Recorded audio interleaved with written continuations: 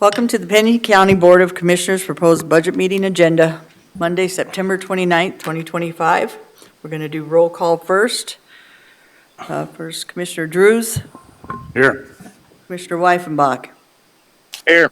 Commissioner Durr. Here. Commissioner Rosknecht. Present.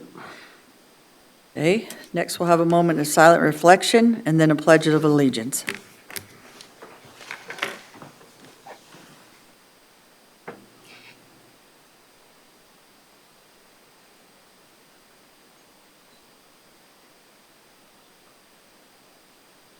Pledge.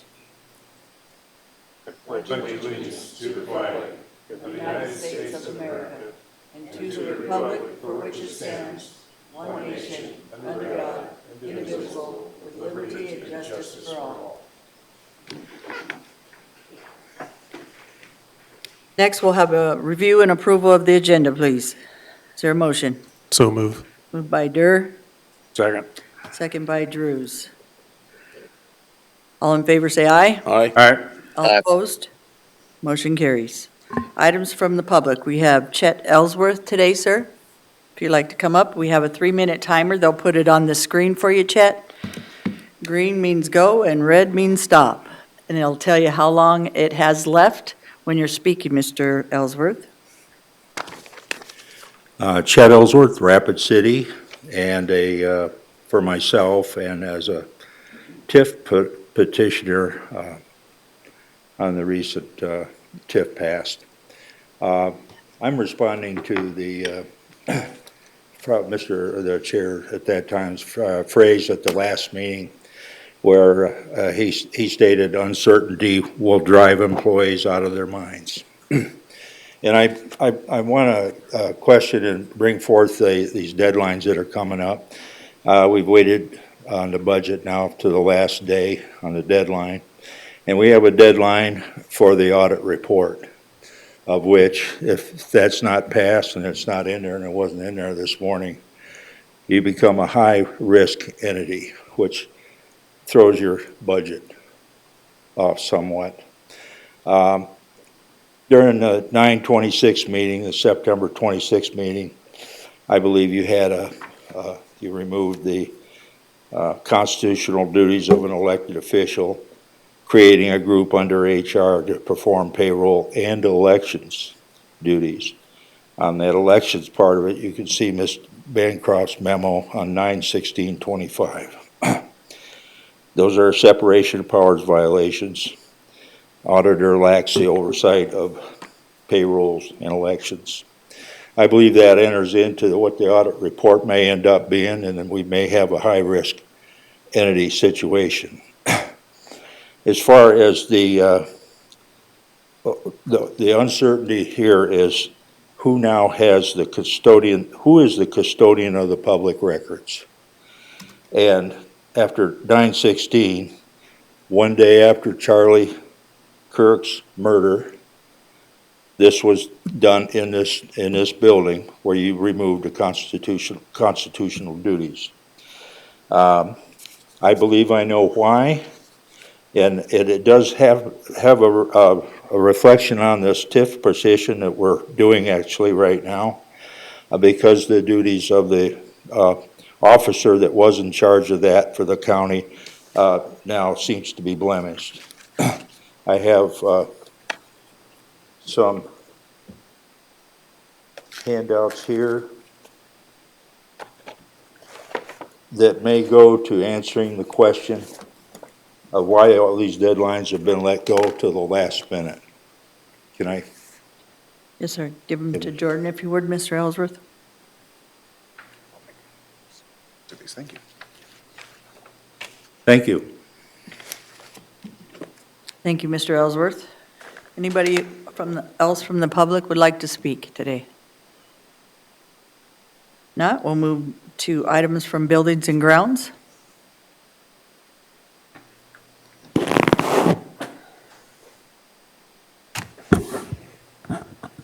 Your name, sir? Yeah, Davis Purcell, Director of Buildings and Grounds for Pennington County. Little background on this item. Well, it was requested to be on this agenda, so we included it on here. But this is the 14 St. Joseph Street property, or the old First Interstate Bank. We're looking at potential surplus declaration, overview of the appraisal, and then potentially some negotiation, but we'll see if we get that far. So just a little background. We purchased the First Interstate Bank building in 2023, very end of 2023, for about 4.4. We put in roughly $960,000 in improvements. The total county investment, as you can see right there, is $5.4 million, and then the appraised market value was about 5.1. And that was done by Simpson's Appraisers. So I do have Mr. Brian Tandy here. He is the president of School of Mines, and they have some intention in purchasing this building from the county, and want to talk about sort of the impact it could make for their school and some of the careers in Rapid City. So I'll let him go ahead. Sir, your name? Brian Tandy, President of South Dakota School of Mines. Welcome, sir. Thank you. I appreciate the opportunity to be here to talk about this property. I started this position about 9 months ago, and one of my biggest priorities is to work with the community to make the Innovation District a reality. We're very interested in that vision because it will bring companies to town that will work with our faculty and staff, hire our students, and create more opportunities for our students to stay here after graduation. That's one of our biggest priorities, and we have plenty of students who would like to stay here if the opportunities were here. And so the Innovation District is a vision that I think is very synergistic with our mission as a university. What we see for this property potentially is that it could be the home of companies that want to work directly with our faculty and students. Its proximity to our campus is a big benefit to certain companies that want to hire interns not only during the summer but also employ them during the academic year. It's easy access for our students to get over there even between classes. And so we see it also as a home for potential faculty and student entrepreneurial ventures, as well as a new initiative we have on campus related to national security. So there's a lot of potential uses for that building, and we're very interested in working with the county and other partners potentially to make that a reality. We have identified a donor who has stepped forward and is very interested in supplying the funding for the purchase of the building. One complication is that as a state entity, our acquisition directly would need to be approved by the state legislature. So what we're pursuing are different types of partnerships with other entities that could help facilitate that, that transfer and take ownership and manage that building for the benefit of South Dakota Mines and our students. And so we're asking for a little bit of time to help put those pieces together. Because there's a lot of potential uses and partners, and we're talking with other entities who also have a similar interest, and really we need to work together to put together a formal offer for you. But that's where things stand now. Thank you, Mr. Tandy. Any questions for Mr. Tandy, Board? Mr. Chair, Madam Chair, gonna- did the School of Mines also lease some property at 520 Kansas City Street a few years back on the third floor? I'm not familiar with that. I'm new, so I'm not. Can you remind me what that building is?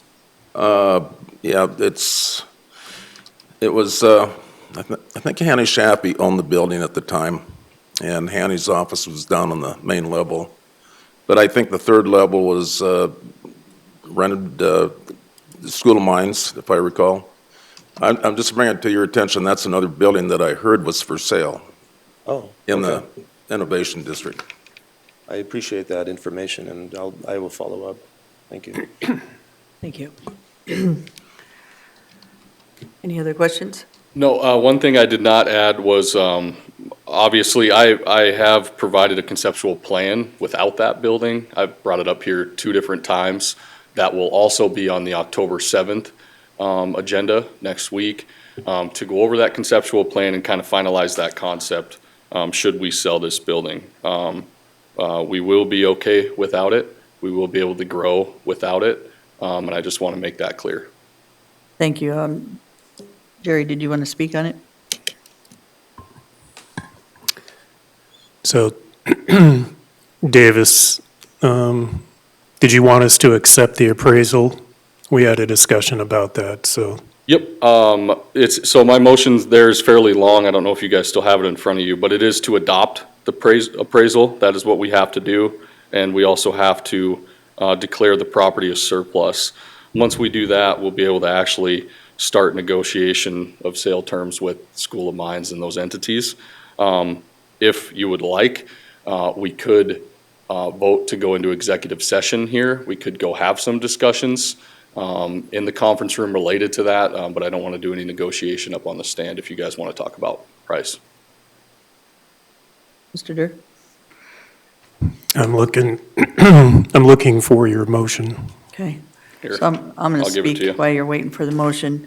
I'll just tell you, if you ask Commissioner Weifenbach back in the day, when I was bringing this forward, when we were trying to sell the bank, and the Innovation District's been around for a while.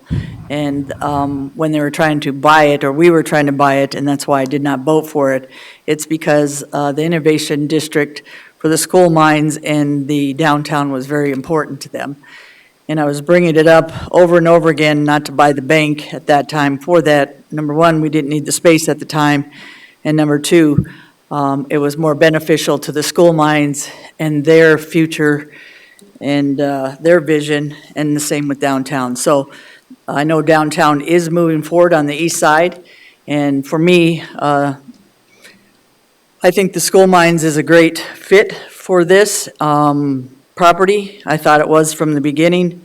And I'm in favor of moving forward with trying to help that negotiation if that's where we're going to go. I like doing it out front. I like it public, and I like the way we're doing it this way better than we did it last time, which I believe wasn't as transparent as what we're doing today. So, again, we're going to help the school mines. That's a huge school that's making some huge progress in different things. They also need that property for their students and for their faculty. And they also, Mr. Tandy, I went to your vision speech that you gave and loved it. He's also Mr. Tandy's being very innovative on how he's working with his students and putting them out there. And I talked to, when State's Attorney Retzel was talking about how she'd like the hands-on approach, and it works a lot better. They get better positioning, better learning skills. That's what Mr. Tandy is doing with some of his students, I think, and I just talked to my niece who went to your school. She used the robotics program and made a huge difference being hands-on. So you're going to do a lot more hands-on.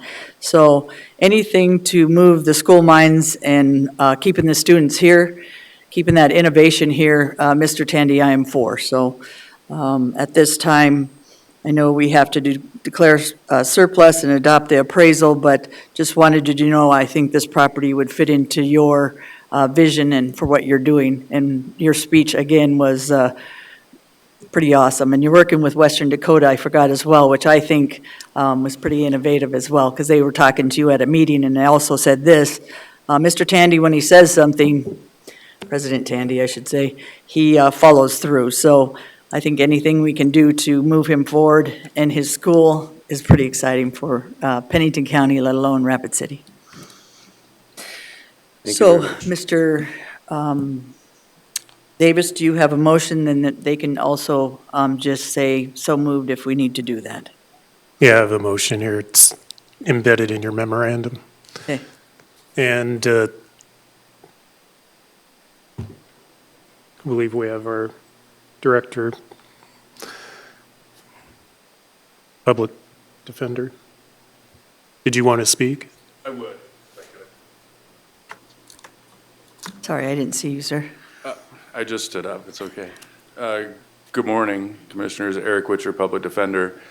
I'm just rising today to ask that this be delayed, and there's a few reasons why. One, my department is going to be directly impacted by this. We had just moved in to this new building in January. The amount of effort and cost that it takes to move a county department is a huge undertaking. There's a lot of time and a lot of expense that has went into this. We just got all new furniture for that building. It's been built to suit us and our needs. That building would provide our needs for the next 20, 30, maybe 40 years. And so just from just a department standpoint, this was a big move. And to have to move out again is a lot to ask on our department. Secondly, as I understand what I've heard today, is this is not a guaranteed sale. So you might sell this building to the School of Mines, but if it requires legislative approval, that's something that may or may not happen. And it can be done next year. So if to rebuild back into this building, and I fully recognize, I think that the county has more square footage than it needs based on some things that have happened with the city. So as it stands today, there is more square footage than is necessary in the county, and I understand that. And I think it's going to be the responsibility of the commission to find out what is the best steps forward. However, we're looking at moving a whole bunch of departments out to the concourse building, which is in the outskirts of our community. And generally, those core public services are often done in a city's core center. I don't know if I hope it works wonderfully, but I don't know that we know that. And if everybody that goes to the treasurer's office, who now have to drive 40 minutes from the west side of town, find out they don't have the right document, have to go back, get that after they've waited in line, you might hear a lot of complaints. You might want to have the treasurer's office back in this building. Another commission might want to say, this is what we actually need as a county. And furthermore, to move us back into this building is going to cost $3 million. So what it's clear to me is this commission bought that building at a very good price. You now have a very quality asset that you can leave on your balance sheet for the taxpayers until such time as it's determined this is the best thing going forward, is to sell that building, move us back in here, whatever it might be. But I think it's, and I recognize that some of the commissioners weren't here for some of these votes. I recognize, like Madam Chair, had disagreements about buying that building in the first place. I understand that. But today, as we sit here today, what is the best interest of the taxpayers, the county, is what has to be decided and move forward. And I'm just, I just run my own department. So I don't have all the information, but what I would say is I think there's some unknown questions that remain. I think right now the state's attorney's office is in our old space, and that meets their needs for now. So you wouldn't have to do a massive remodel with this building and not spend $3 million to remodel, just to wait a year, just to make sure everything works. And it's as what everyone intended it to do. Are the taxpayers happy with having those core services at the concourse building? Do you want to have a downtown campus and an east campus? I think these are all really open questions. What's also clear is you bought that building at a great price on concourse. That was for the square footage that you got, that was an excellent price. So that would be my statement. The last thing I want to say is, and I've been working with Davis on this as well, but who is in this building with us is a thing that makes a difference. So what I say by that, this was designed in a way in which the state's attorney is on one side, the public defender is on the other side, and anybody that came to our office could walk into lots of different services that are open to the public. And why that matters is because should we be in the same building as, say, Warrants, there is the potential with one of our future clients to say, I did not feel like I could go to see my lawyer it wasn't safe for me to do so, they can file a federal lawsuit, and a federal judge could say, yeah, the way you have this designed is not okay. I'm not saying that's going to happen, but it's a risk that has to be mitigated of who's in the same building with the public defenders. Makes a difference. There's no set exact rule that you can say, oh, if we did X, Y, Z, for sure there's no way you're gonna get sued, and there's no way you're gonna, but we can mitigate that as best we can. We've already met. We'd want to do that, but it's still, who is going to be in here makes a difference. And that stuff all has to be sorted out. We have preliminary plans, but not definitive plans. So those are just the cautions that I would bring forward today. Is this something that has to be done now? School of Mines is an entity that's going to exist for a very long time. And so if this makes sense for them to buy it next year for all the rest of these departments, then, so be it. But Commissioner Witcher.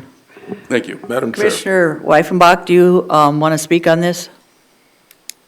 Yeah, thank you. The motion just allows us to move forward with adopting the appraisal and moving forward with any other things. It doesn't sell the building. So that like I think was mentioned, that could be a long time or short time or whatever, but the motion that as outlined doesn't say sell the building. So without this motion, we can't move forward. So.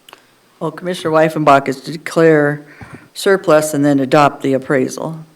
Can I just Yes. make a couple comments, please? And I think Eric made some good points too, but a lot of what we're talking about is hypotheticals as far as if the treasurer's office may move back here. I mean, we could say that for every department that moves out to concourse.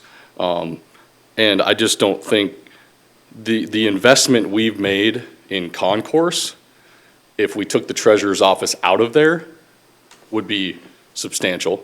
They're already out of room in this building alone. And their space in the new building took a lot of planning and coordination for that to work. So again, if a year from now we decide that hypothetical becomes true, I mean, we're just gonna reinvest money back into buildings repetitively. Also, the adopted concept that we had from BKV had us putting more money into this building than what we constructed it for. And now we're only gonna put $3 million into it. And I just, another piece is we also have operational costs with that building, and those will go away. Those are between $250,000 and $300,000 a year. Well, they may not go away, I shouldn't say that, but we need to see where that can be allocated to once we do sell that building. But I can tell you, School of Mines is not the only entity that is interested in this. It is a pretty hot piece of property. And those are all things that we can discuss moving forward if we make this motion, so. Madam Chair. Commissioner Roskinick. So, I agree that, it's probably time to consider divesting ourselves of 14 St. Joe. And if we do so, I think that we need to sell it at open market. That would be, to me, that'd be most fair to the taxpayers, just to make sure that it's exposed to the open market where we can get the highest price. I know we're considering adopting the appraisal. I can tell you right now, I don't agree with the appraisal. I think that as commission, we really need to sit down and visit with each other and determine what we feel is best for the taxpayers when it comes time to sell the building. And as Eric said, I don't think we should be in a rush, but I'm totally, for starting the process, I'm good with that today. Chair, I have a couple of things. So number one, I don't think we got it for the best price and the best interest of the taxpayers. I was sitting up here and I didn't agree, neither did Travis. Best interest was be not to buy a building for 40,000 square feet when we have 29,000 square feet left in this building. That wasn't the best interest for the taxpayers. It didn't matter what kind of price you were getting it for. It wasn't a good price. Did we need probably the parking lots on the side? That was a good deal. So I'll tell you, after being here 11 years, that was not open to the public. That was not the best for the taxpayers. And now other commissioners and myself need to move forward on what is best for the taxpayers. So if we're going to declare surplus and adopt the appraisal, that is a good thing. But I'll keep saying it, and other people have said it, and it's been said for the last 5 years or more that the Innovation District in the downtown is moving forward in a very positive way to make something not only of the east side, but also of South Dakota Tech into the Innovation District. People knew that ahead of time. It was said over and over again. This building was going to cost $9 million. $3 million is a lot better than $9 million, plus paying for a building that doesn't need and it doesn't fit the space for buildings and grounds either, because it wasn't public defender that needed all the space. It was buildings and grounds. What happened is Kevin Burton went and found somebody, which happened to be the public defender's office, that would go in there. So let's be up straight. That building was not a good deal. That building wasn't open to the taxpayers, and that building, at this point for me, moving forward, needs to be sold. And if we lose money, it wouldn't be because of a lack of due diligence from some commissioners that were trying to say that it wasn't worth it in the first place. Eric, I understand where you're going, but we have to do, like you said, what's best for the taxpayers. Moving on for another year or so, no. I think we're going to need the money to do some of the stuff, the remodels here. Also, the new building is costing us a lot more than it was supposed to too. So that square footage that we got for a great price, I'm sorry, you better look at that remodel, what it's costing us at this point. It's supposed to cost us $7 million. I think we're at 10 or 11 right now. So you might have got it at a good deal, but what could you have bought for $25 million by the time you're done? So the best interest of the taxpayer is to watch the taxpayer money, to know what you're building. And when you build something, you don't build 498 square feet for each employee in Pennington County and then call it, it's a great deal. Madam Chair, So bottom line is, when you're saying that BKV study didn't make sense to me in the first place, it didn't make sense to another one, Travis Lassiter, and other people thought it was a great idea. I'm sorry, it's coming to pass, it wasn't a great idea, and we are trying to correct that and make the county whole in a way that'll make a difference down the line for all the taxpayers, plus the employees. This is going to be called the Justice Center. There was no reason why you take a Justice Center and take the public defenders out of a Justice Center with the public defender and the court system stuff. That made sense. That made sense. It was pretty awesome. And then we have a statue coming. Davis, you've been amazing at what you've been doing. Your plans are good. I trust you, and I trust what you're going to do with this property. It'll be straight up to the taxpayers and the best interests of Pennington County. Thank you. Madam Chair, I respectfully disagree with everything you just said. I've told you 100 times, you got to leave the emotions out of these things. Well, you look very emotional right now, so I'm not are you getting emotional? I'm thinking that if we're going to do this, Are you being emotional? let's be prudent. Yeah. Let's be prudent. Let's think about it. Well, let's tell the truth, so I Let's just, do it right. being If we're gonna do it, emotional let's do it is right. you right now. Me telling the truth about what happened. I've been here 11 years, I know what happened. Got to put the past and look going forward to the future. What are we going to do going forward? And So- forget the past. So Commissioner Ross Connect, future is all it's what it's about. Your past is what caused us where we are today, sir, with your vote. And I Thank you. disagree. Yep. Do we have a motion, please? Madam Chair, I have a couple comments before the motion. Yes, sir. So, Eric, I appreciate what you had to say, about the moving, and I get all of that, and I guess I would go back to it, obviously, I wasn't on the commission, and I'm just going to say, I would not have purchased Concourse, and I wouldn't have purchased the bank property. I would have tried to, which we're finding out now, that, we have the footprint within this building, and this is kind of my whole thing. I just think the county has gotten too large at the taxpayer expense. So, and I get, with the information the previous commission was given by BKV, looking and saying that you need this space, I get that. And I appreciate the work that you've put into it, Davis, on, looking at a footprint that could try to manage us, for the next, decade or two, and try to limit our footprint at the same time. So Commissioner Weifenbach is correct. Making this motion doesn't mean the property is going to sell. It just puts us in a position to start that discussion. And then again, acknowledging the, appraisal doesn't mean, and I understand the concern from Commissioner Roskinek that we're locked in at that 5-1. My comment when I make this motion is I'm not keen on seeing the taxpayers lose the money invested into this property. So the money that we have invested into this property would at least be what I would like to see returned on a sale price, no matter whom that is. So I'm going to move pursuant to SDCL 613-1 and 613-2 to declare as surplus the real property owned by Pennington County located at 14 St. Joseph Street, Rapid City, South Dakota, legally described as original town of Rapid City, Block 90, Lot 17 through 32, vacated westerly 50 feet of East Boulevard right-of-way, lying adjacent and easterly to Lot 32, as the real property described herein no longer necessary, useful or suitable for the purpose of which it was acquired, and to adopt the independent appraisal by Simpson and Associates dated August 20th, 2025, with the appraisal report to be filed with the Pennington County Auditor. Second. We have a motion and a second. Any other discussion? Madam Chair. Commissioner Weifenbach?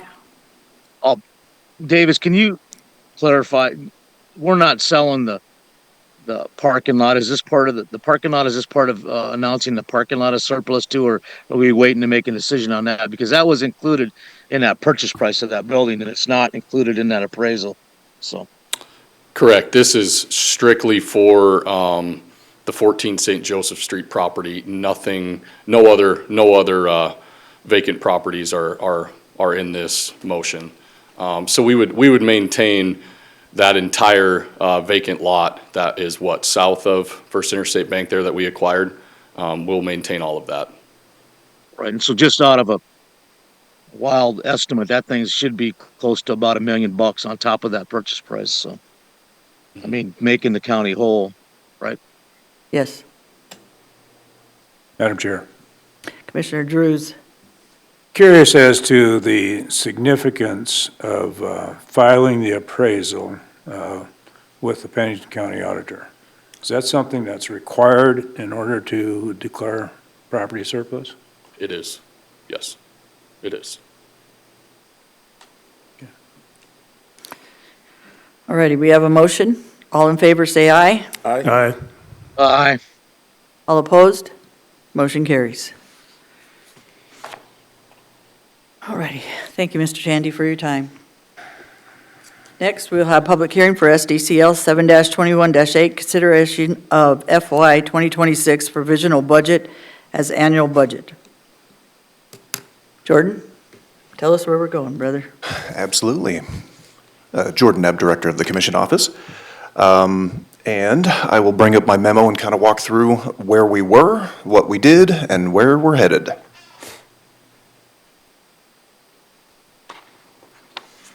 I've reported this number several times now since it was approved on July, but July 23rd, the Pennington County Board of Commissioners approved the provisional 2026 county budget, and the expenditures were excluding interfund transfers, $128,650,000. And then there were transfers to other funds in the provisionally approved budget of $3.5 million for a total of $132,234,641. Those were the expenditures, and then we had to match revenues and means of financing to make sure that we got to that $132,234,641. And you can see the numbers there. They have not changed, obviously, since July, but we do have known changes that need to happen to that provisional budget. There are some that have been approved already and others that have not. I would definitely recommend we make a housekeeping, motion or two just to try to clean up everything and make sure that all the amounts are going to match what the intent of the board was and what the needed amounts are going to be in the budget. So some of these were due to omissions. There were several line items that we caught after the provisional budget was approved that we just didn't have them in the calculations for the final budget. Some of them were corrections, saying that, we had the wrong number in some of these, and those also weren't approved. We also had discussion from the last meeting where we were asked, I was asked whether or not we could move certain things out of the commission office budget specifically into its own functional area so that it reports correctly in our chart of accounts. And we did make those changes even though though it has not been authorized by the board yet. We went ahead and programmed them into this final number that I'm going to get to at the bottom. And then the big motions that were made on the 16th and the 19th regarded personnel, basically, in that we gave a 2.9% cost of living adjustment. There were increased annual step increases, of nominally about 1.54%. That varies, though, depending on position and their position within the wage scale. And then there were also some transfers of employees from budgets to different budgets, like the buildings and grounds and creating the payroll workforce, task force, whatever it's called. You also voted to increase in contingency by $325,000 for a total of $500,000. And with all of the changes in the expenses of pluses and minuses, it ended up amounting to, well, like 3 pages worth of them, but $676,410. That was the increase from the provisional, a reduction, it was a reduction of $676,410 from the provisionally approved expenditures. And then with revenues, we also saw an increase of $1.1 million in those due to the various things that we had done. We had to decrease a pass-through grant, but we also took growth and banked CPI, which gave us more property tax revenue. And then we changed a couple of the operating transfers between funds. So that what was not incorporated into the provisional budget is I did not have any operating transfers into the 911 fund. Instead, it was a placeholder. We kind of used their reserves for the provisional budget to kind of balance the numbers out. But as it turns out, per our contract and our joint powers agreement with the city, we needed to make sure that we did provide some money from the general fund into that as a transfer. And so that's why you see such a jump in those revenues. It's really just interfund transfers, moving money from one pool to another. So that gets us down to what we need to do today. So during conversations with the sheriff's office this last week, we discovered that throughout all of our personnel discussions, in the detox budget, there were actually 4 open positions that were left off of our list. Either it was just an oversight, I'm sure, on everyone's part as we were trying to manage all these different budgets.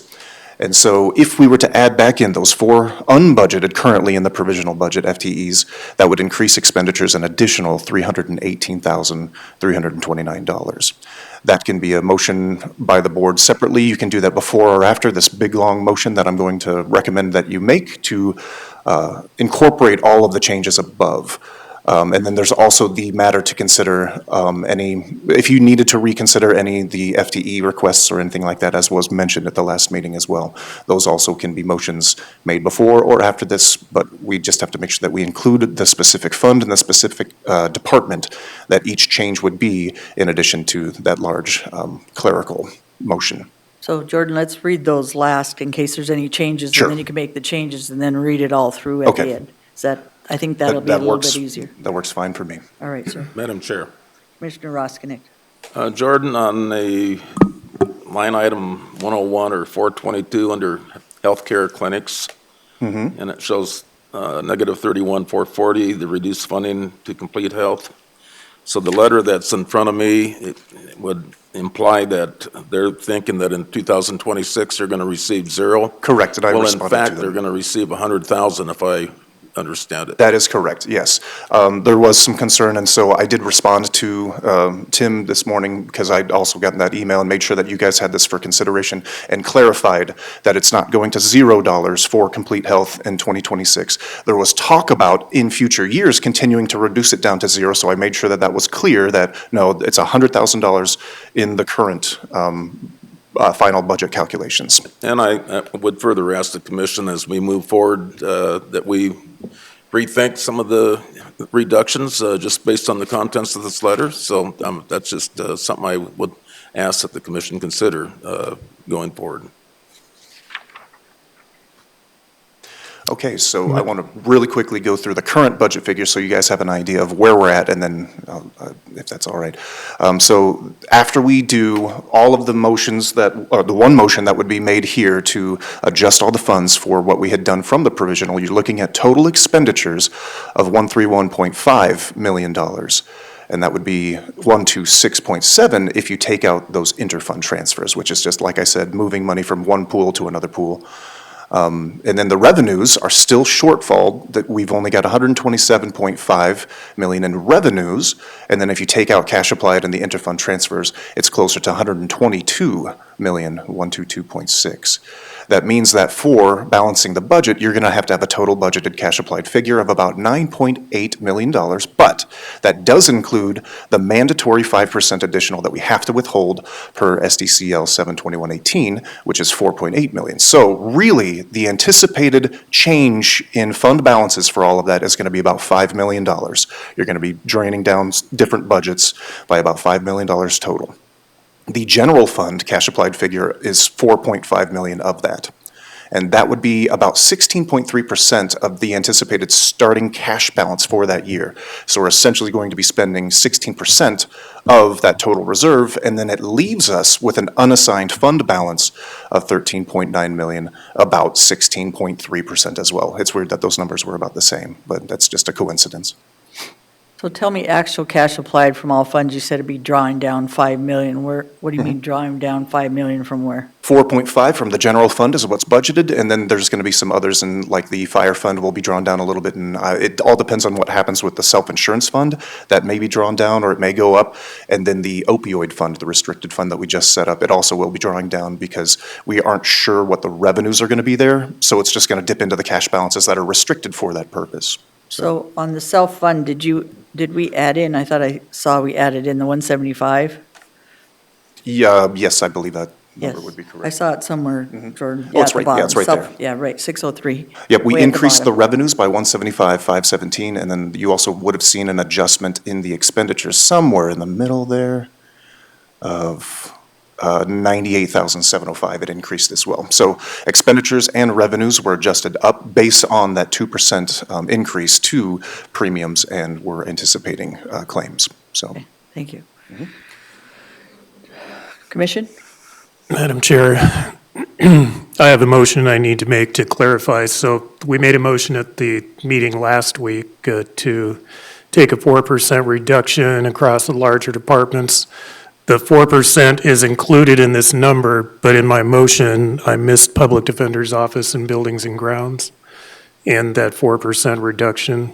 And so I'm going to make a motion that 4% reduction to personnel would include Buildings and Grounds and the Public Defender's Office.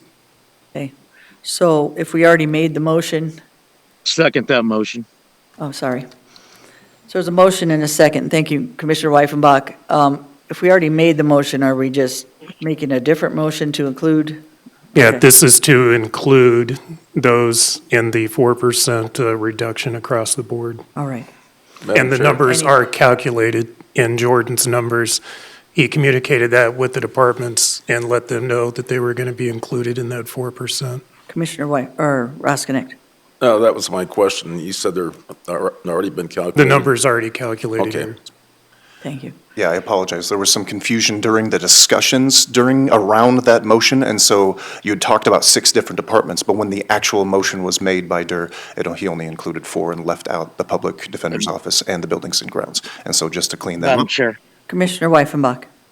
yeah, thank you, and I thank all the hard work that's gone into this, and I know it's been a huge undertaking, and it looks like we're gonna be dipping $5 million into our reserves, but overall, it doesn't affect the financial picture of the county, but it also doesn't put an extra burden on the taxpayers either. But I'm telling you, going forward, now that we have an entire year to work on this and audit each department and go through each department to find deficiencies, I believe that we can further do a better job in the future on this. So I just wanted to make that comment that this is not the end of all or the end of the means here. It's a matter of getting us to a position where we can actually manage it when we have numbers available at our fingertips, pie charts available, bar charts available, all the real numbers. And getting those real numbers was sort of like herding cats.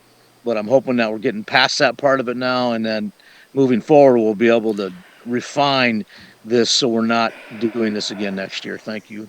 Thank you, Commissioner Weifenbach. We do have a motion on the floor. All in favor, say aye. Aye. All opposed?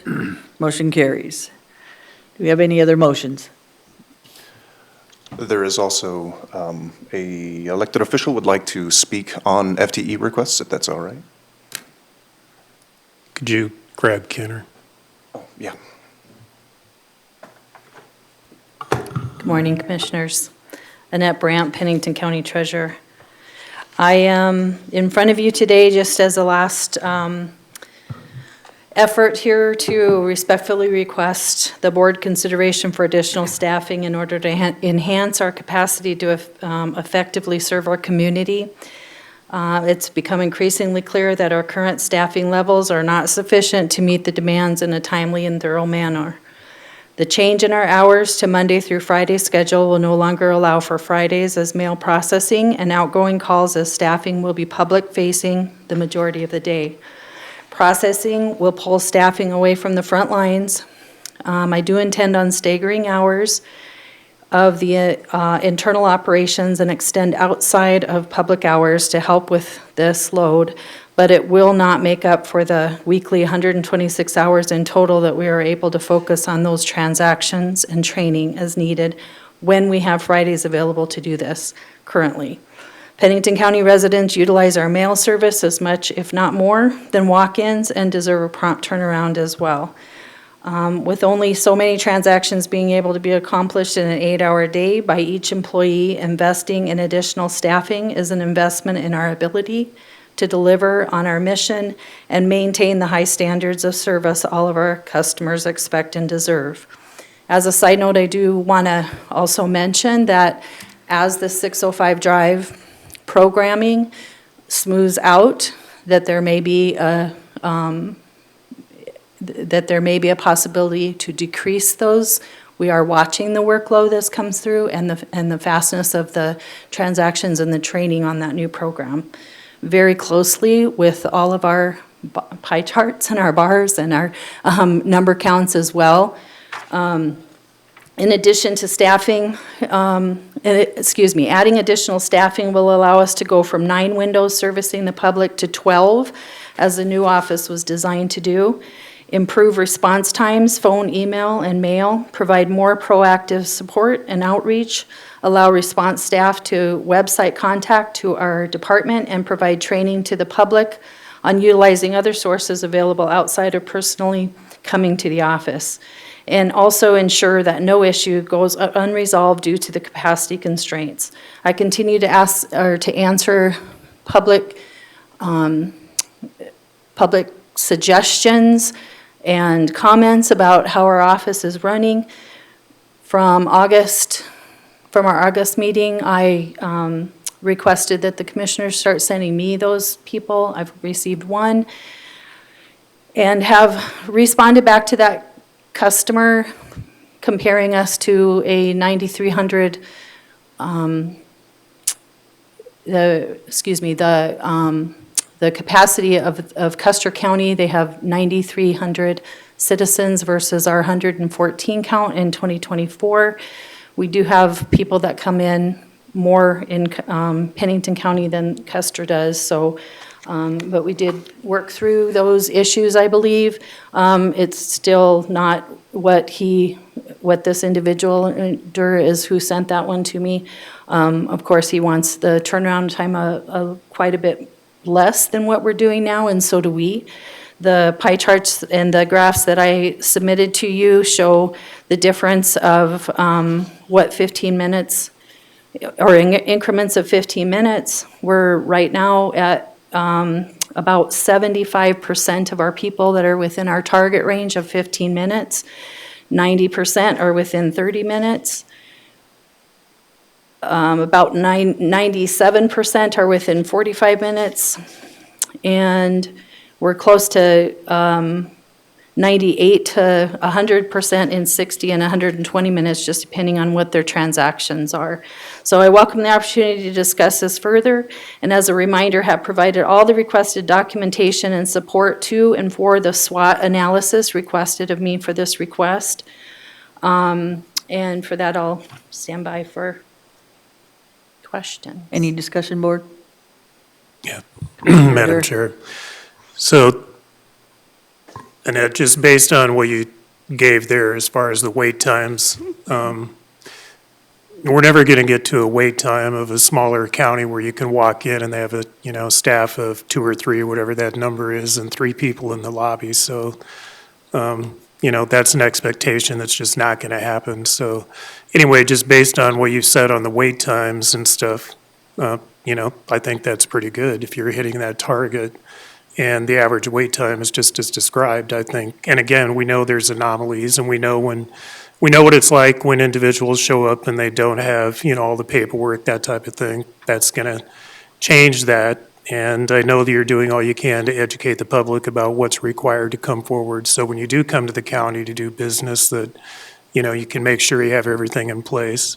And then again, I'm going to reiterate that these are mandates by the state. It's a 605 program is a state program. We're operating off of legislative and state guidelines. These are not rules made up by Pennington County. And so my comment about adding the additional staff is I'm still a no on any increasing of FTEs.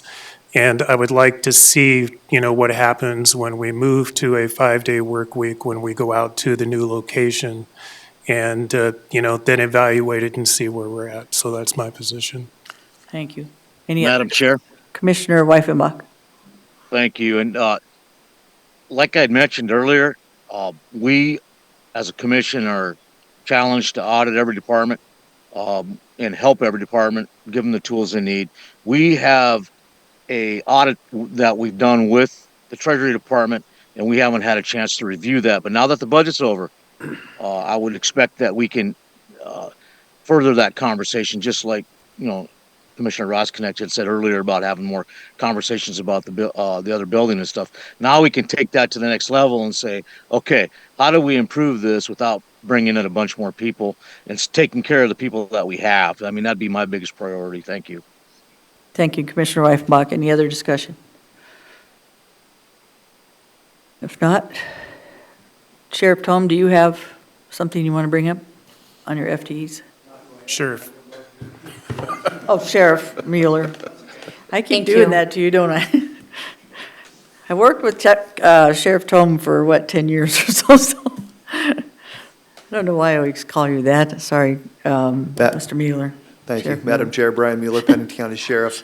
And I take no offense to being called Kevin Tome. He was a great man. So I get called a lot of things, a lot of days, and that one doesn't offend me, so no worries. Sorry. I don't have anything on FTEs. I just have a couple of just general comments to make on the budget process here. And I want to thank Ken and Jordan for, we have a big office and a lot of moving parts, and we've had if we printed off all of the emails back and forth between our accounting team and them this last couple of weeks, you'd try to follow the trail there. It's been quite an interesting process, but I think we're getting pretty close. But you're making a lot of different motions with a lot of different moves and changes today.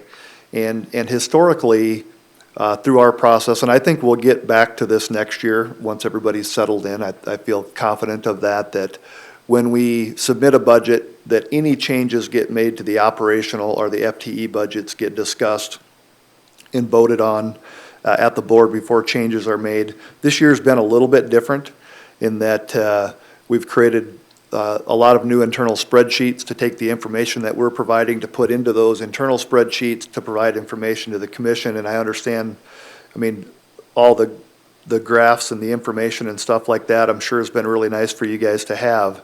But through the process, each time we've done a little bit of this, some of our stuff has gotten jumbled around. And as you make all these motions today, none of us have really had an opportunity to understand when it says subtract $636,000 from law enforcement and add this over here, what are we going to wind up with at the end of the day? I do really like the fact that you've increased the contingency to $500,000, but I just wanted to, we're not at 100% agreement as to where all of our line items shuffled out. I'm missing some line items in some areas. I'm over in some areas. Some are different, some are changed. We moved the utilities and stuff with buildings and grounds. I'm not 100% confident that we have all the parts and pieces in exactly the right spot. But I just want to, I support the process. I didn't want it to be, you to be blindsided if we come in after this whole process is complete and we have some things that are not quite in the right spot, I'm hoping we can use contingency to sort that out and to have a better process with that next year. Thank you, Brian. Madam Chair. Commissioner Durr. Kenner, would you come up?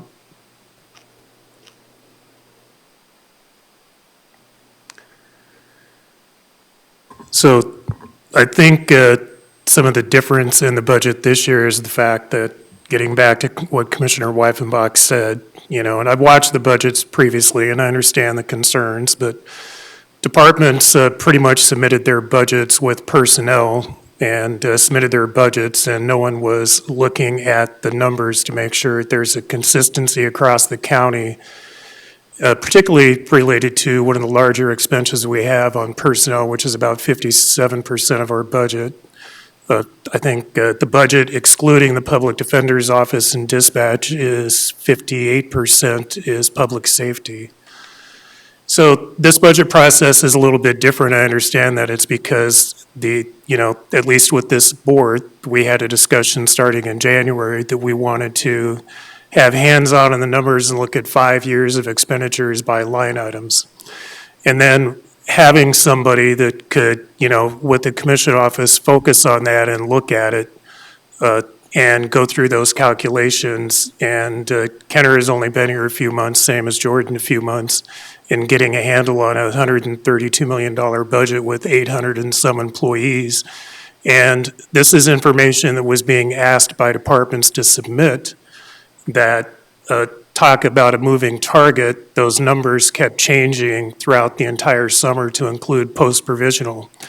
And so when you talk about trying to get a handle on the budget and the number and have some certainty about where we're at, I think there's still some reservations even by the people that are calculating the numbers, because one day we could have 58 open positions, the next day, 7 out of 8 in one entity are hired.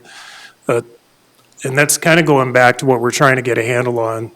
One of the major drivers in the budget is the personnel and the comfort level of having the commission pass a budget that does not have a handle on personnel and or the policies in place that can get back to the fact that, some departments are promoting vertically up the chart and giving tens of thousands, one employee a $13,000 pay increase going to one step to another, not having a handle on how many FTEs. And so that was my first question when I got here in January.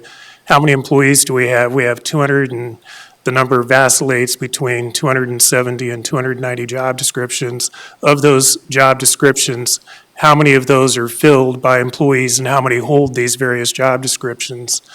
And so the commission was passing a budget with no handle on the number of FTEs in the county.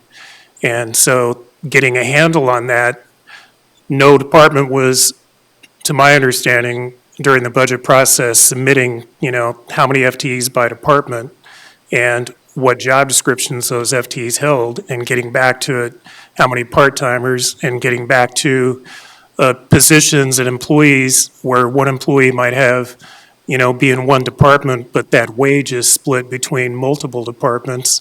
And so there's multiple splits on employees' pay going to different budgets. And so it becomes complicated when you have a line item in a budget, but then a percentage of this I'm going to pull out of other departments and I'm going to do these things. The other thing I'm not keen on, and getting back to Commissioner Weifenbach's point, we're just getting started on this, is the fact that we're internally billing each other in our departments for multiple services, which I believe further complicates the situation. But my question now is going to go to Kenner, and Ken, I have a hard time calling you Ken, but talk about what it's been like just to get a handle on the personnel numbers since you've been here. Tell us your name first, Ken. Yeah, Ken Langemaw, Finance and Policy Analyst. The personnel numbers is kind of hard. There's not, like each department, like the sheriff's office would send something over stating they have these many FTEs. HR has a spreadsheet that says, nope, here's our actual position list of FTEs. Nothing really matches up. So to know where we're at with each department and everything, it's pretty tough to get a hold on that. And then also with open positions, it's pretty tough to keep that in check. I mean, like you said, we have 58 open positions, and next week I'd send out another sheet and we'd have 42. The next week I'd send it out, and I think we hit 67 at one time. And this is all just in a few week span, which I get there's a lot of moving pieces, there's a lot of stuff going on. And then trying to keep track of, I think it was 27 separate departments. To get the FTE counts in those was pretty tough, especially when they're, again, the moving pieces that go behind the scenes when there's not a master system, or we didn't have any software that could actually track what we do. And then how many, I guess for the whole county, every department kind of has their own thing. And so to get that centralized would be a lot easier to have a check on that. Because yeah, every time I send something out, there was always, and it was from a lot of different departments, just different information coming in from what it was 2 weeks ago. So it was a challenge there. I'm pretty comfortable with where we're at now. Especially moving in the 4 extra detox positions. I think that one had a cut of $650,000 for that department. Courtney and I worked for the last couple of weeks, and finally I went over there on Monday last week. She asked for it broken out a different way on how we're sending stuff over. I sent it over that way, and we found where we were off on that. So that's why those 4 open positions are still there. I believe they were there the whole time. It was just to get that information correct the way we were sending back and forth. It was just getting slipped through the cracks. All right. Thank you. And I know that primarily since you started in the commission office, that it's just been getting a handle on the personnel and getting those calculations. And it goes back to, having every department kind of, keep track of their personnel and have internal operating policies that are not centralized and or organized throughout the county. When HR director doesn't have a handle on the personnel numbers, and then you float that back and forth. And, and I've seen it through this budget process this summer that, headcount and numbers continue to change. And what I'm looking to get toward is, it's a work in progress, is that, we have a handle on the number of FTEs and that in January, the commission sets what those FTEs are. And by position and by job title. And so getting back to it, we've taken a look at this and made, cuts at the same time, giving the employees, those pay increases, not taking CPI. So we could have, taxed the taxpayers 2.9% on the CPI. We did not do that. We banked the CPI and took the growth. But we're still, short of a balanced budget of $5 million. And so as we go through this process, in looking at next year, and this is going to be not just waiting until budget time, but it's going to be looking across the organization, and what I would like to see for next year's budget, where we're going to whack $5 million to get down to a balanced budget. So, because you can look at a 16% reserve balance and, project that out with the number of projects and what the county has going on. The only way that we continue with the growth in the spending, as the county has been doing over the last multiple years, is to continue to tax the taxpayers, and they said no more. So those are my comments. Thank you. Thank you. And I'm committed to continuing to work with these guys. I can't imagine coming into this process at the point that they did and try to get that sorted out at this point. But we're committed to try to make it more simple. I already met with Mr. Neeb last week and talked through uncomplicating some of our employee splits and some things so we can, cut down on some confusion. And so we're committed to that transparency too, and making sure that you have the right numbers that you need. And I just want to make sure at the end of the day that we have an understanding of what we funded and what we're going to do with that. And if we're going to make cuts, I don't want to make a cut because we made a mistake on a spreadsheet. I want to make a cut because we talk about we're not going to do this anymore. So Yep. I just want to. And then if you have numbers, if you have a plan, if you don't have a plan for this potential law enforcement increase, I do have some numbers with me today if you're interested in hearing that. I don't know if that was part of the plan today, so. I'd like to hear it. I'd like to hear. So I broke down two basic scenarios here. One would be a 2% cost of living increase to the law enforcement wage scale, which the deputies up through chief deputy are on a separate pay scale, so it'd just be those personnel that are on that pay scale. The 2% cost of living increase overall, if you did the whole thing in January, would be $170,872. And part of those deputy positions are in the jail, a majority are in law enforcement. I have the breakdowns as to in which budget. The jail, JSC, and law enforcement are impacted. I have the breakdown of those budgets, the increase amounts for each one of those based on a 2% in January. If we split that 2% and we did 1% in January and 1% in July, that cuts that total down to $126,644. If we did a 3% cost of living adjustment overall, at one shot in January would be $256,235. If we did the 3% and we did 1.5 in January and 1.5 in July, that total is $190,261. And again, I have the breakdown, what would need to be added to each specific budget for an easy calculation on their part if we decide to do any of those scenarios. Thank you, Brian. Discussion? Madam Chair. Commissioner Durr. So with that increase, what would that do to the starting wage? And I don't have that right in front of me, I apologize. But I think we're at $2.90-some cents an hour, so it'd be 3%, 2% on top of that, 3% on top of that. And I guess I don't have you did the 2.9% COLA on top of that, so, but I could step out and get that calculation pretty quick, so. All right.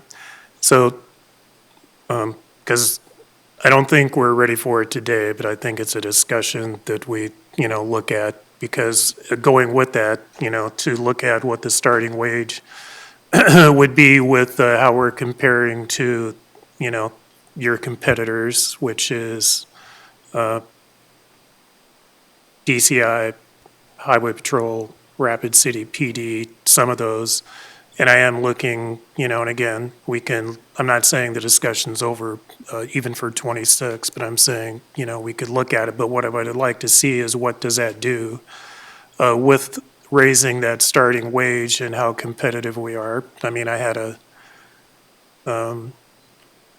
supper with my son the other evening before he went to Stevens for one of their activities, and he's a cop on the PD, and so we were talking about some of this stuff, and I believe he's a senior PD officer, and I think he made the comment, and he picked out one of your sergeants and said that he felt that he was pretty sure that he was making more money as a senior PD officer than one of your sergeants in your law enforcement division.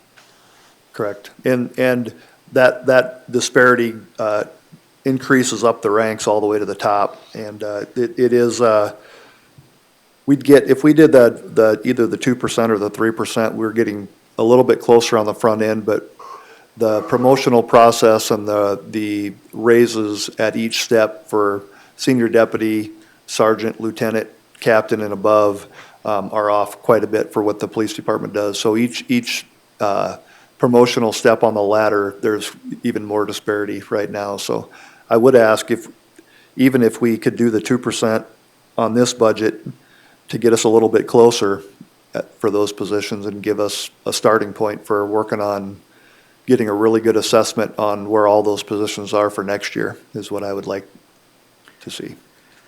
Thank you. So Brian, I'm not opposed to that, but I'd like to see all the market analysis and comparables that you guys did to get where they are today, and then where we need to raise it.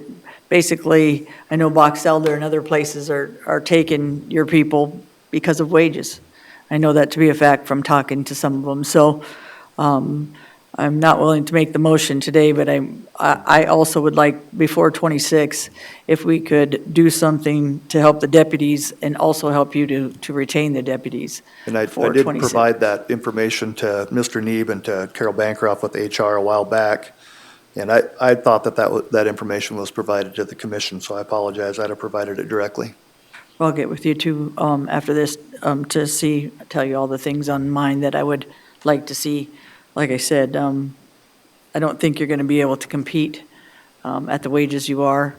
I just thought last year we did some of that comparable market analysis so you could get where you needed to be so we wouldn't have compression or have disparities in areas that you needed help with as well. So I'd like to see where you came up with last year and then why we're needed to move forward, or where, not why, where we need to move forward in order to help you with your deputies.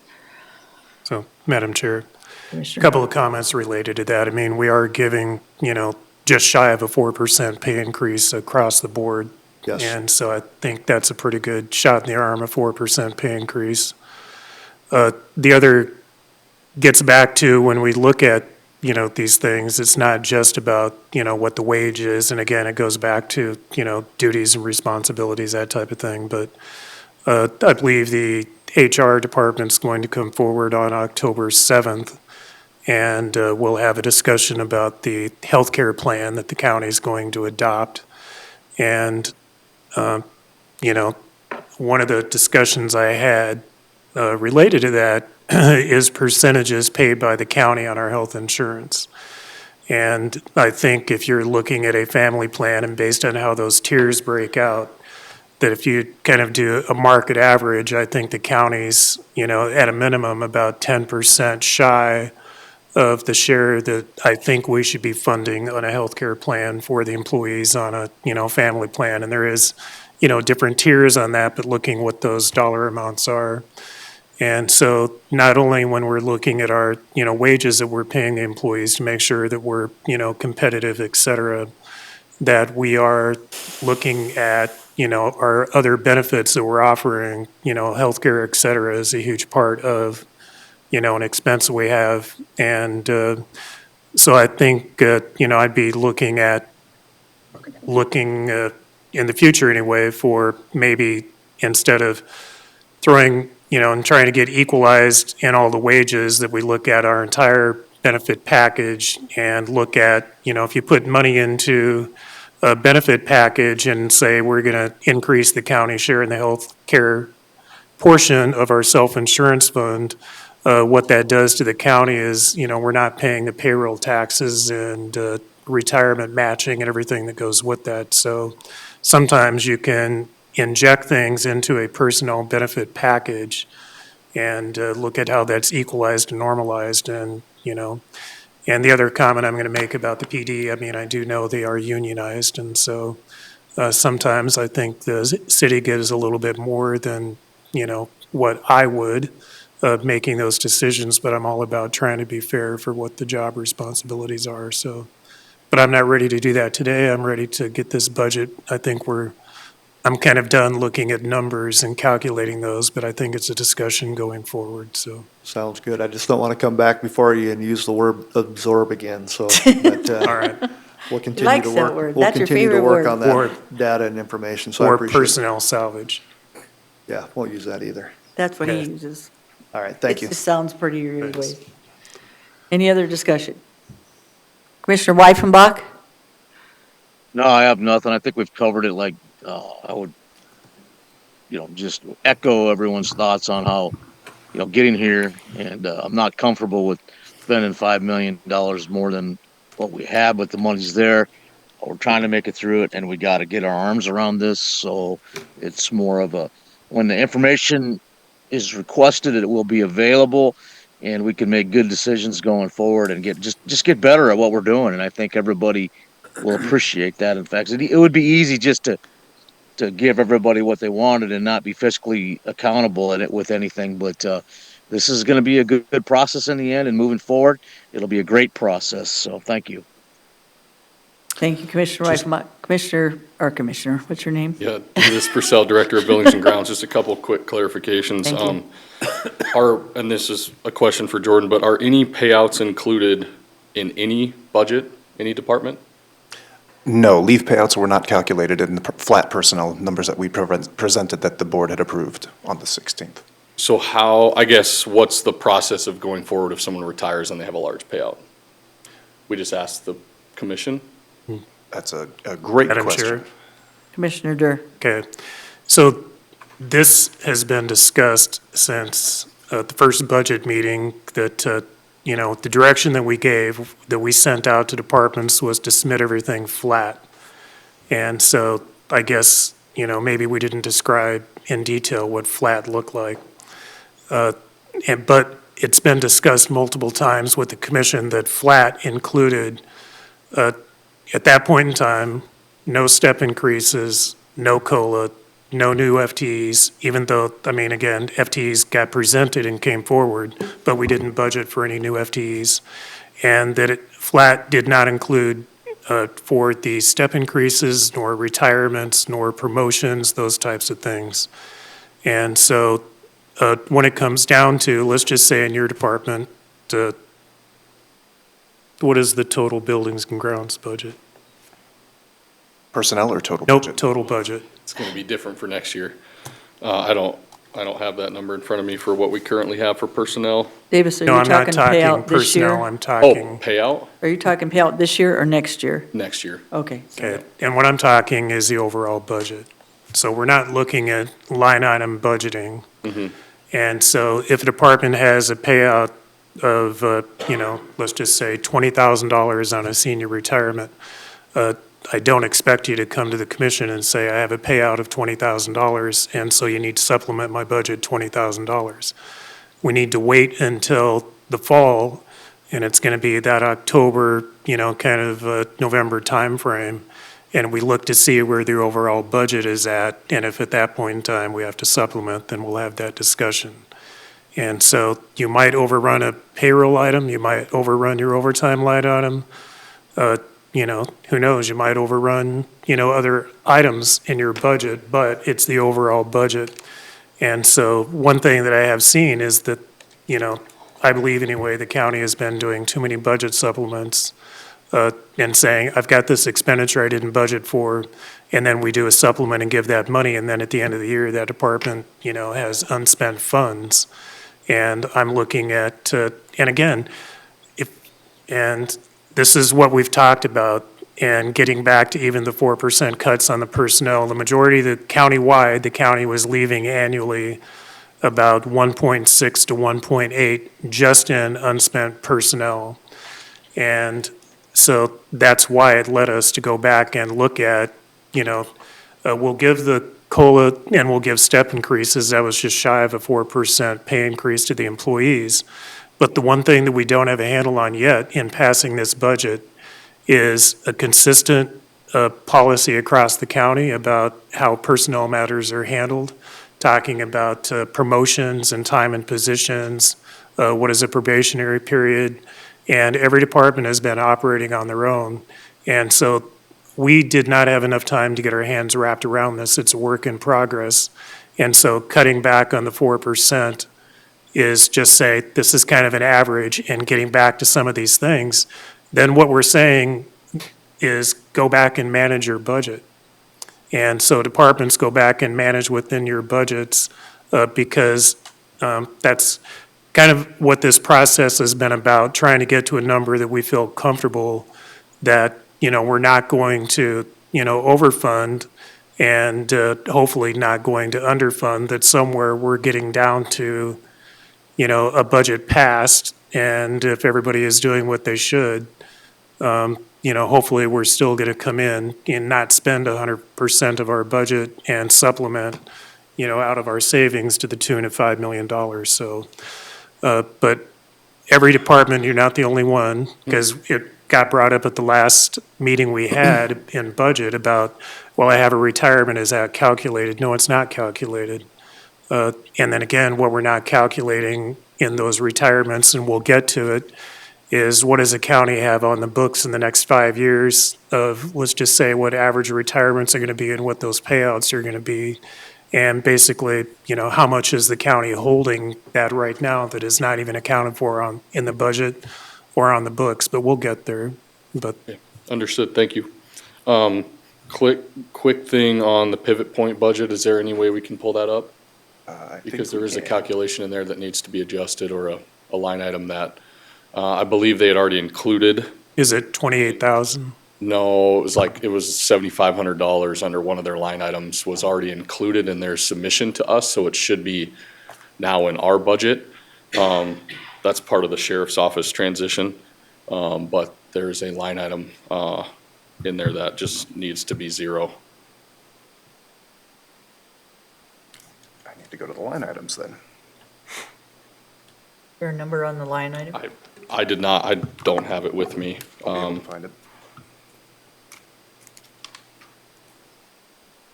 So again, Sheriff, here's somebody trying to zero out your line items. Yeah.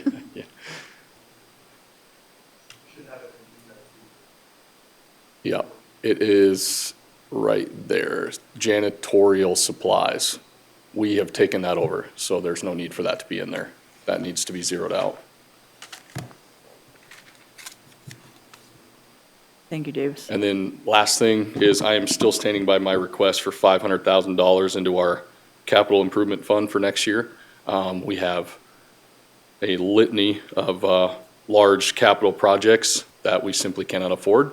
They are stacking up on us one after another. A lot of them were postponed in years past, and they're starting to accumulate at this point. So I'm going to stand by that request. Just wanted to remind the commission of it. So thank you. Thank you, Davis. Madam Chair, Commissioner Weiffenbach. I just wanted to echo what Commissioner Durr had said with, we're not going to micromanage your budgets. If you manage to your budget, just like any professional would do, would be what I would have to say. Thank you. Thank you. Any other discussion? Miss Lara. Thank you, Madam Chairman. I would be remiss if I didn't come forward and ask one more time for FTEs on behalf of the State's Attorney's Office. I know you're going to have to vote in a minute about final FTE requests. Our demand simply exceeds our capability. I've heard Commissioner Weiffenbach talk about status hearings and system delay. I've heard Commissioner Durr express those same concerns about problems in the judicial system and the fact that slowing things down is at a cost to all of us. And I would point out that when we are not adequately staffed, our ability to respond to crime is diminished. And we're reaching a crisis point where we're going to have to start making hard decisions about what crimes we prosecute, because we just simply don't have the number of attorneys that we need to be able to prosecute all the crimes that are coming to us from Game Fish and Parks, DCI, Pennington County Sheriff, Rapid City Police Department. All of those crimes come to our office for prosecution. And I would hate to not be able to prosecute cases to the fullest extent of the law simply because I don't have the ability to bring charges due to the lack of capacity for attorneys in my office. Thank you, Ms. Lara. Thank you.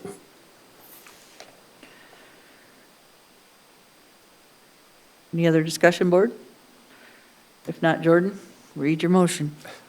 I want to make With the one point of changes. clarification, though, just to make sure that everyone understands that the $318,329 for the unbudgeted FTEs that we found as the discrepancy on the detox budget has not been incorporated in this motion.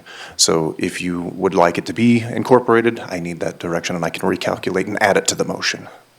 Or any other additional FTE requests. Nothing additional has been programmed into this budget, and then they're short that unbudgeted FTEs in the detox budget. Thank Madam you. Chair, question for Commissioner Durr. So Commissioner Durr, how do we address Laura's concern? She got up here and explained the situation. I just like to have an answer. How do we go forward with her concern? Commissioner Durr, would you like to answer that? I don't think that's your question, but. No, um, no, I'm ready to answer. Yes, sir.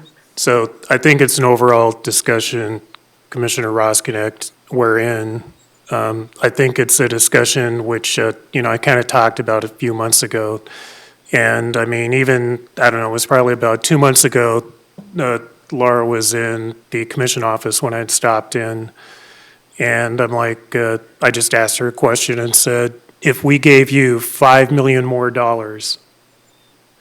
would that alleviate the concern that we have about getting people through the judicial process and getting those cases through, and that I would be willing to have a discussion to increase our prosecution, and if that would help adjudicate those cases and not have, 600 individuals sitting in a county jail with only 20 of them serving a sentence. And it's a complicated deal that I think that we need, because it ties into, the potential jail expansion project.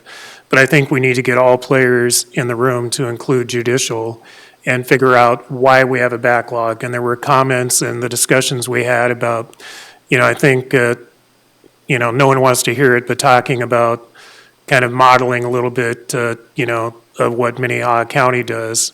And Laura, would you come back up? And so, our state's attorney, I think, does a fabulous job. And she has talked to us about, specialty courts. And I know that recently, like a couple of weeks ago or a week ago, you and I had a brief conversation. You were headed to Pier, I think, to talk about specialty courts and how much specialty courts take. And then saying that, we have an option that we're not going to do those specialty courts. And then judicial coming back and saying, well, no, you're going to participate in these specialty courts. And so I think it's a broader discussion to have with the state and judicial and the other people that we have to figure out what we can do to get that bottleneck through judicial and going back to, instead of having multiple status hearings, that when the calendar is set, you just say, here's your dates. And it's a ripple effect because the more you add on the prosecution side in the state's attorney's office, and then on Eric's side, he's going to go, my cases just went up. And so I've got to have more people on my side. And then we have Dakota Plains. And then, we have an agreement with them to work on those conflict cases. And then, look at our, monthly billing on court-appointed attorney.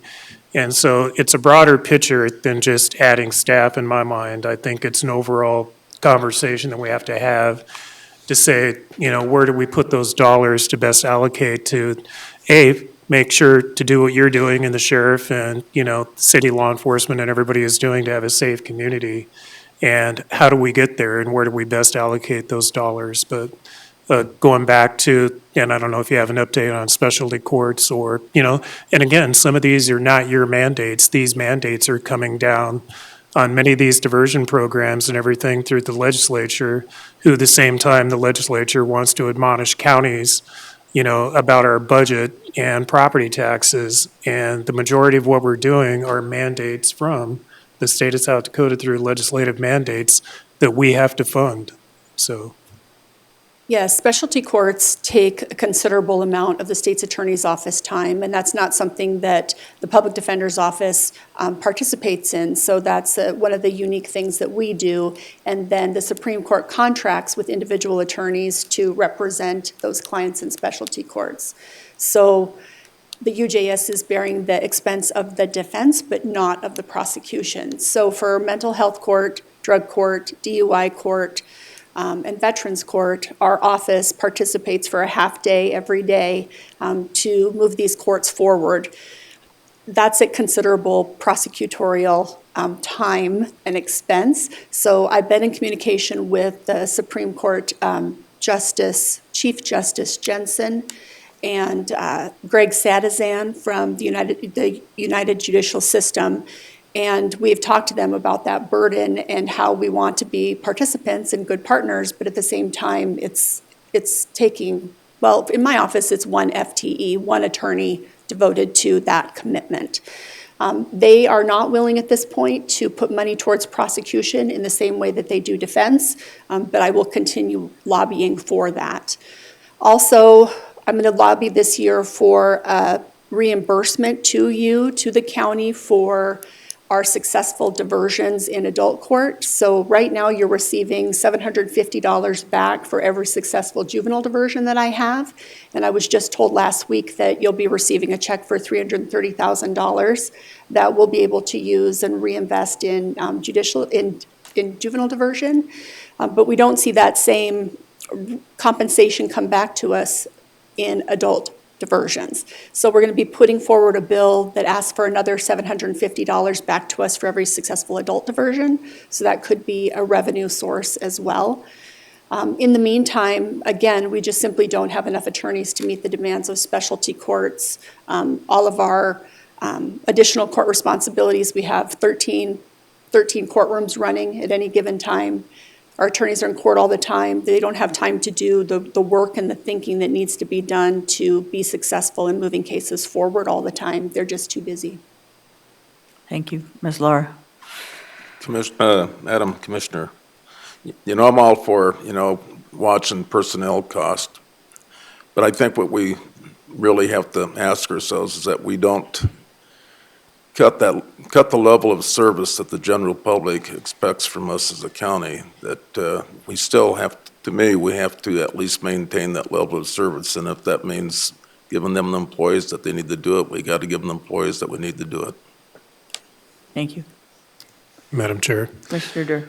So, yeah, by comment about that, and I understand that, but if you go back and look at the personnel cost of the county over the last 5 years, I believe have jumped, I had the number before, but it's in the neighborhood of 40%. It's in the 21 double million. digits. Yep. And one department alone has grown, by over 40% in personnel. And so if you go back historically and look at how much the county has grown over the last 10 years, budget-wise and in personnel, I think at the budget we have right now, we're just a tick under what Minnehaha County has, a $132 million budget, Jordan? Yeah. And so, about 5 years ago, and again, go back and look at the county budget. It's not been that many years ago. The county operated, on a $75-80 million budget. And then we've grown now, for the last several years up into the high 120s, over 130. And that is the approved budget. And then if you go back and look at what the budget supplements were in some of those years where the county passed a $120 million budget, $125 million budget, and then throughout the year, getting back to building purchases and other things going on, and those reserve accumulations, the county, was supplementing the budget to the tune of $6 to $8 million. And so I think at this point in time, because my concern getting back to giving additional FTEs is that we don't have a handle on how many FTEs we have based on the number of job descriptions we have and what duties we have. And so I'm going to make a comment, and I don't think it's a bold comment. I think we have plenty of employees. I think we need to look at how those employees are allocated. And this is going to be a little bit different, obviously, for the state's attorney's office because, they're going to have what is hard to recruit, those attorneys and stuff. But I think before we have a discussion about adding additional FTEs, we need to get a handle on our current FTE count and how those are allocated. And the other thing I'm going to make a statement on, I think when it comes down to it, I think that we have a lot of employees, and in some locations, I think we have too many people in a leadership management position. And I think it would be better if some of those positions were basically what I would call boots on the ground positions, serving the public directly. But we don't have a handle on that right now, and that's why I'm not comfortable adding additional FTEs. And I think that, again, this is a process, even from passing this budget, getting down to January, where I would like to see that we set what that FTE count is, and then looking, what we have as an organization and how our employee assets are allocated, and/or it's not just that, it's just things the county is doing budget-wise, getting back to the building footprints that we have. The last budget discussion we had, we find line items in our budget related to contracts and agreements that have not been updated for 25 years. And so we have to go back and look at agreements that we have in place and update all of our MOUs and our agreements, to look at it and make sure that the county, is getting a fair shake on the services that we're providing, not only to the citizens, but to our partners. And so those are my comments and concerns related to adding additional FTEs. Madam Chair, Commissioner Weifenbach? will this one motion cover the entire budget and not approve the budget? Is that how this will work? Yes. Well, you Okay, need perfect, to, okay. yeah, So basically. I'm ready to move on to that, and I just can't reiterate enough what Commissioner Durr said about, we have to get our arms around these numbers, what's happening, and then we got to prioritize, going back to what Commissioner Roskinek said, okay, let's have some open conversations, transparent conversations about our priorities. And right now, it looks like some of them that are unfolding, obviously, because we have done an audit of the Treasury Department, that'll be one of our priorities. But moving that building over there will be another priority. And then obviously, we, as a commission, can go from there and go, okay, now that we've established this and we got better numbers, let's prioritize how we give these department heads the correct tools to do their jobs. And what is it going to take to do that? And that's going to take internal audits from us, however that unfolds. Thank you. Thank you. Any other discussion before motions are made on the final? Madam Chair, the sheriff would like to speak one more time to clarify the detox budget. Sorry, Brian Mueller, Pennington County Sheriff. I just want to clarify on this detox increase. That's not an increase that's not funding FTEs. That's what we currently have through an omission at provisional budget time that was accidentally excluded. It's just putting those positions back in. I think it's important that you add that 318 and those 4 people back in. Those are our counselor positions that we utilize to generate the revenue to offset the cost of Pennington County. And if we don't do that, and if we use the process that we've talked about for the 4% cut to bring that information back to the commission later, the city, if I can get this process done that I talked to you about, is going to pay a pretty significant percentage of the Care Campus costs. If we under budget that, I also need to go back and readjust the revenue that the city is contributing in the budget and make that adjustment. And then if I have to come back in and ask for funding later in the year because we didn't fund that at a high enough level, that's going to be through a process that's going to be 100% Pennington County funded. I don't have an ability to go back to Rapid City. So I think it is important that we include that 318,329 in those 4 positions in the budget as I had submitted originally. Thank you. Thank you. And question, so Sheriff, are those open FTEs? At the time they did the snapshot, they were 4 open counselor FTEs. Yep. But we did reduce that budget by 4% to account for the open FTEs. So this would be a double hit on that if we leave it out. And I have to have those positions. If we don't get those filled, I can't bill the hours.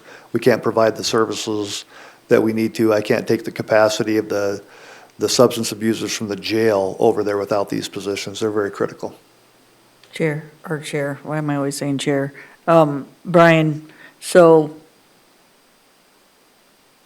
I would think it'd be easier in 26, or even when you're filling those positions to come in through the contingency than it is to have us fund us 318, depending on how those FTEs come in. This was it, but this was submitted in my budget. It was submitted in the budget. These FTEs were submitted in the budget. They're funded in there. This was a typo mistake. What we're saying is then if it was funded, we didn't put the 318, 329 in it, right? That is correct. From the original departmental request, Brian included it in his calculations when we went with the flat amounts based on our conversations with all the elected officials and department heads. There were 4 missing FTEs on our list than what he had originally requested. And so when you approved that flat post-provisional, that flat final number for personnel, and then increased that by 2.9%, did continued step increases, 2% increase to the health insurance, and then a 4% reduction to certain departments, those 4 were not included in that number that was approved. So why I'm asking Sheriff that, Jordan, is because how many FTEs usually during the year are open where he could use some of that? You know what I mean? We did that. We did the 4% reduction all the way across the board. Right. What I'm saying is that you will have FTEs that come open throughout the year if they're needed or not needed, meaning how many FTEs on average do you have open in the sheriff's department in a year?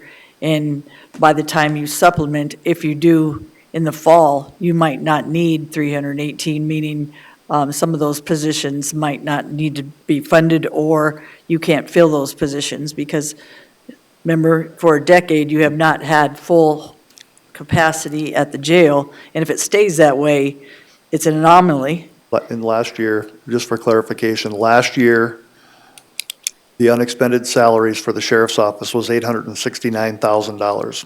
Right. With the 4% cut that we did this year, it is, if we remove this 318,000, I've cut $1.5 million, so almost twice as much as what I had last year. So we're already starting the year underfunded. I just don't, this will be on top of that. I literally will have to come back to the next commission meeting and ask you to put this back in my budget, because these are critical positions that we're in some of these have already been hired, actually, but we're in the process of hiring these. I'm not asking for additional FTEs. And up to 80% of this is city funding. So if I have to come back and ask the commission to do it, I don't have the ability to go back and ask the city council to do a supplement to my budget. So 80% of the 318,329 is. 80% of the entire Care Campus budget, but yes, 80% of the 318,329 is already, that revenue's already in my budget. So if you cut that out, I need to go back and meet with Jordan before you finalize this to reduce the revenue from the city. And I just think this is an easier way just to add this on today. So, Madam Chair. Commissioner Durr. Okay, so I'm going to be frank, this is kind of my irritation coming down to the last day that numbers continue to change. And I know why they do, but it goes back to the fact that, when the commission office is sending these back to the departments, and I know, I gave you this number last week, here's a different number, but it's Thursday, here's a different number, it's Tuesday, here's a different number. And that's what I want to get away from, that we can get a handle on these numbers, because sure, if we were just to say department submitted these numbers and the original personnel number was 73 million and change, and then we got through the commission office going through this with help from departments and the HR office getting that number down 70 million, so that cut 3 million off the personnel, and then laying the COLA and the step increase based off the 70 million, not the 73 million. And so we're just trying to get a handle on these numbers, but I don't want to shortchange you and say, starting in January, you can't operate with your personnel. So, Jordan, do you have a number in your table there where you would throw that 318, 329? I would modify it's probably the fourth line down in the little thing where it says detox/CCADP. That reduction is currently sitting at 988,402. You'd reduce that down to a reduction in 670,073, and I'd have to come up with a final number for the resolution, but that can all be done. Okay, so I'm ready for a motion, but I do believe we need to add in the 318, 329. Thank you. And then Jordan, if you can make that motion, and then if we can get through and get the budget approved and give Jordan some time to recalculate those final numbers, we do have an executive session with our state's attorney for legal. So let's have a motion on the four unbudgeted FTEs would increase expenditures 318, 329 through Sheriff's Office. Motion? I will, I'll just go ahead and read the actual motion if you guys want. I've incorporated it in here, Okay. if that's You're okay. just Yep. going to change it into the sheriff, okay. And it's slightly different than what we've got up here on the screen, because through conversations with the auditor, it feels like it's confusing if we say motion to reduce the provisional budget expenditures, because that might be thinking an additional reduction, when really these are the funds that have been reduced from the provisionally approved budget. So I'm going to reword it a little bit here, and I'll make sure that Carrie gets this information, but it's a big one, so hang on to your seats.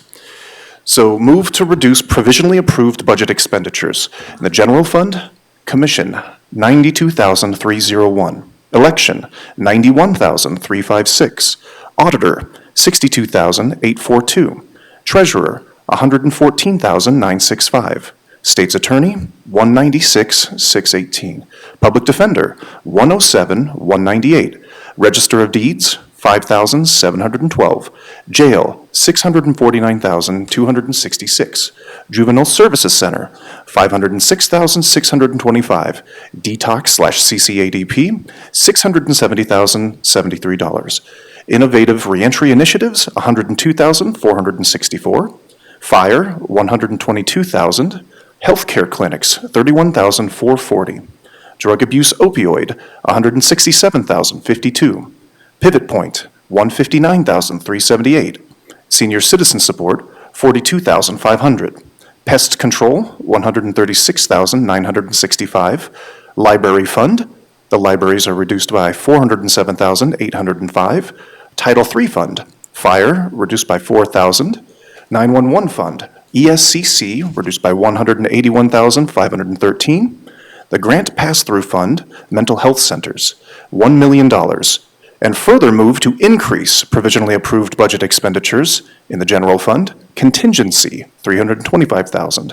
Buildings and grounds, $1,334,266. Equalization, $52,698. Predatory animal control, $3,815. Information technology, $177,444. Human resources, $173,831. Sheriff, $187,913. Juvenile alternatives, $11,859. Search and rescue, $26,936. Human services, $34,362. County extension, 4-H, $1,338. Natural resources, $182,273. Water conservation, $50,000. Planning and zoning, $34,189. Economic development, $58,735. Operating transfers out, $753,368. The unorganized road fund, operating transfers out, $444,245. Road and bridge fund, the road and bridge budget, $154,194. In the fire fund, the fire budget, $10,087. Emergency Management Fund, the emergency management budget, $6,972.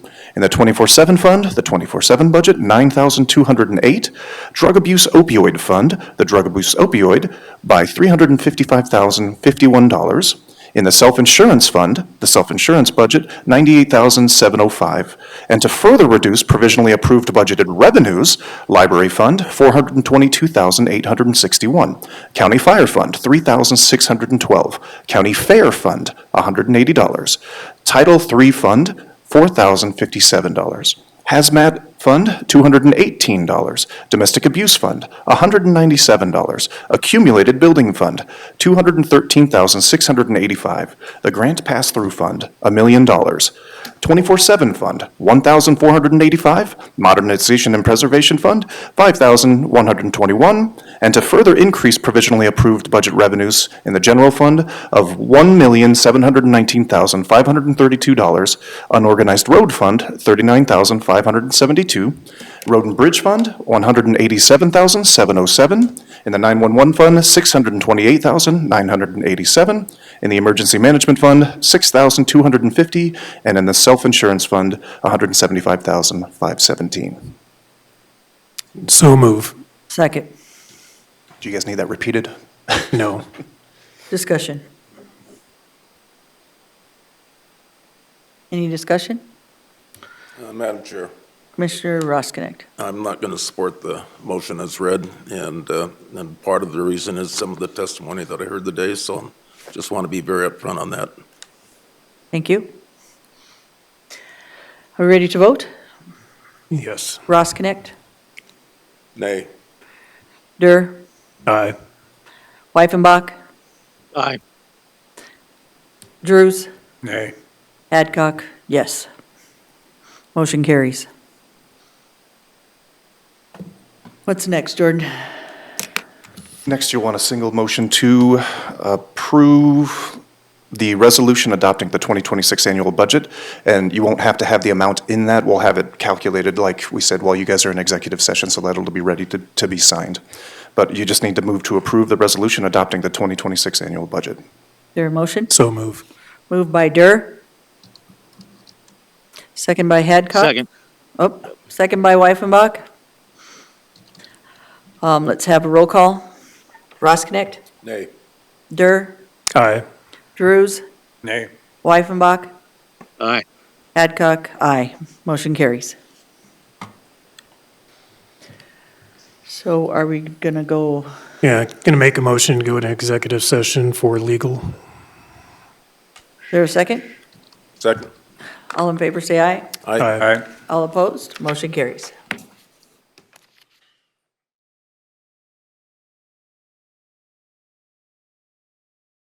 I was on mute. Move to come out of executive session. So move. Second. Second, all in favor, say aye. Aye. All opposed? I'd like to say one thing. I'd like to thank Ken and Jordan and Joan for all the work they did on the budget and the transparency during it. I think it was the easiest budget I've ever went through. Why that is because I like the pie charts. I like the numbers. I like the numbers all in one. I like how the department heads stepped up and cut some of their budgets in order to make this happen. I think when you have the transparency of the numbers, it's a lot easier to make decisions as a elected official. Being an elected official for over 18 years, I remember at the city, we used to do this kind of budgeting when I first started. And with Hanks, we actually changed some of it, and a lot of people didn't like it in one sense, and the other, it was more transparent. So I like seeing all the numbers. I liked being able to, again, bottom line, try to see for the taxpayers some savings instead of just adding more and more. And I'll keep saying it. It's always very easy to give, but it's very hard to cut. This board, at least 3, decided that that was important for the taxpayers, and that I like to give, and I like to give to organizations as well. But again, they asked us to do something for them that a lot of the government agencies haven't been able to do. And with the help, I'll keep saying, with Jordan and Ken and Joan helping, that would have never happened. So thank you, Jordan and Ken, for all your work. It took a lot out of them, and that's why it took so long, just trying to get through the numbers. But they did it. So thank you for helping us. And again, it's the best budget I've ever went through. Because of the numbers, because of transparency, and some of the things that I think were getting overrun and overdone, we have corrected a bunch of that. So thank you, commissioners, for your time today, and our employees and departments, hopefully with their raise, with some of the percentages that ran, with Jerry helping through the self-insured. We've taken better care of our employees all the way from the top to the bottom this time, and I appreciated that. Thank you. Madam Chair. Commissioner Roskinick. So last week I did meet, we did have our Pennington County Council of Aging meeting. I explained the situation, and I think everybody totally understands that, we're just going to do things a little bit different. Jordan wrote a one-page email explaining the process going forward, and so that's, it was suggested that they come in front of the commission with individual requests, and so we're trying to see if there is a particular form that would be uniform for each one of those requests. So we just want to thank you for your consideration, at least going forward, if there's something that we feel that we can help the seniors in Pennington County and it's justified, that we can support that. Thank you. Did you by chance hand out a letter that Gary Drews sent out at your meeting? Someone had told me I don't believe so. something about the way the budget went or something, a letter that was given to your Council on Aging? I'm not familiar with the letter. Okay. I had heard from one of your people that you had handed out a letter there, that Gary Drews was sent out, and about Jordan and the budget, and was very unprofessional, very snarky, and could have been more professional. That I sent out, you said me? That I sent out? Thank you. To who? I have to get the letter, but I'll send it to you. Thank you. I just heard from other people and people in meetings about your letter, so thank you. Are we ready to adjourn? Yes. Okay. Motion I to know. adjourn. Second. So move. All in favor, say aye. Aye. All opposed? Motion carries. And I think Jordan's calculating those new numbers for the resolution to be signed.